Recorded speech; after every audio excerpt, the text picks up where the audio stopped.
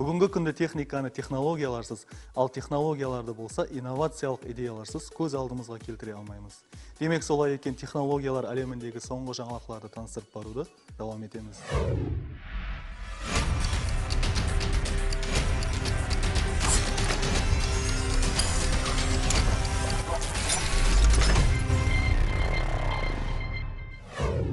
Жақында Япониялы инженерлер тарапынан дүниядағы ең тез жүретұғын поезді сынақтан өткерді. Сынақ барысында поезд сағатына 400 километрді артта қалдырды.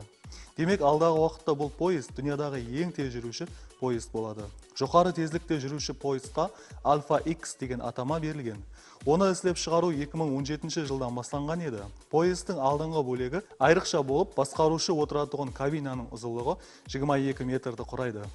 Қазіргі уақытта Alpha X аптасына 2 рет түнгі уақытта сынақтан өткерілмекте. 10 вагонды жалғаған поезд Аомори һәм Сендай қалаларының арасында тәжірибе бақылау жұмысларын әмелге асыруды давам етпекте. Ескертіп өтеміз, жаңа поезд 2030 жылы пайдалануға тапсырылады. Оған басты себеп Япониядағы транспортлық системаның құрамалы болуы.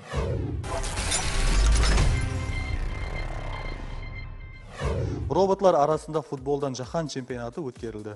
Жыл сайын темір футболшылар рауажланып атырғанымен, олар әзірше футбол ойнауға толық бейімлесе алған жоқ. Бір уақытта бірнеше әрекетлерді орындау бүгінгі роботлардың басты машқаласы. Роботлар арасында өткерілген робокуб чемпионатында дүнияның 45 мемлекеті қатынасты. Бұл чемпионат 3 түрлі категорияда алып барылды.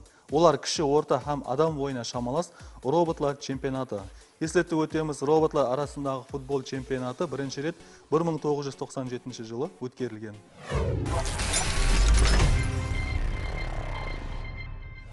Сингапурдағы ресторанлардың бірінде келушілердің саны азайып баратырғанлығын сезген ресторан басшылығы олардың санын көбейтуге ерісті. Қалай дейсіз бе? Яғни аралықтан басқарылатұғын жаңа дрон роботты әмелиятқа енгізді. Аталған ұшушы робот ресторанға келушілердің бұйыртпай берген тағамларын столларына шекем апарып береді. Бұл құрылмаға арнаулы бағдарламалар жазылған.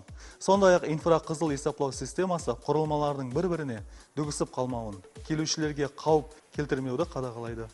Іздеп шығарушылар бұл құрылманы бірінші рет осы ресторанда сынақтан өткеруді һәм әмелиятқа енгізуді мақұл көрді. Дегенменен бұл қызметкер роботлар Сингапур елінде әмелиятқа енгізілгеніменен, ал дүния жүзінде қашан қызмет көрсетуі әзірше белгісіз.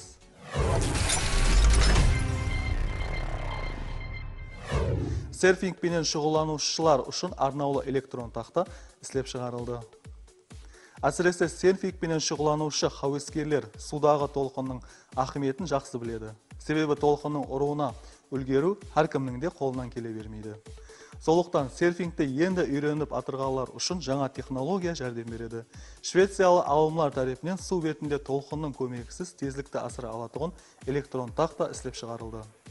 Wakejat Cruise деп аталған жаңа құрылма океан, теңіз һәм хәтте көл дарияларда да қолдануға болады.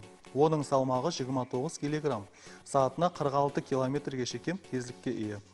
Батареясының қуаты 30 минутлық белсенді әрекетті тәмелеуге жетеді. Сондай-ақ смарт тақтаның мобиль бағдарламасы бар болып, онда басып өткен аралық хақында мағлұматты алуға болады.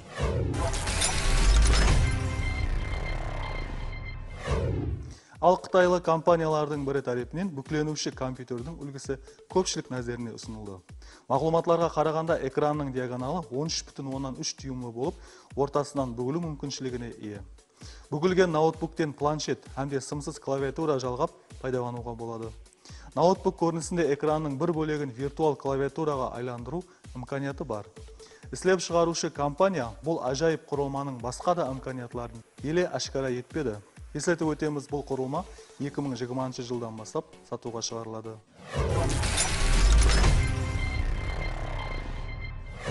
Техника, технологиялар, инновациялық жаңалықлар тұрмысымызға тез пәтпенен кіріп келер екен, жаңа технологиялар тұрмысымыздың барлық тарауларын өз ішіне қамтып ала береді. Бүгінгі жаңалықларымыз осылардан ібарат. Технологиялар әлемінде және қандай жаңалықлар жүз береді? Әлбетте бұны алдағы уақытта білеміз. Бізден жаңалық күтің.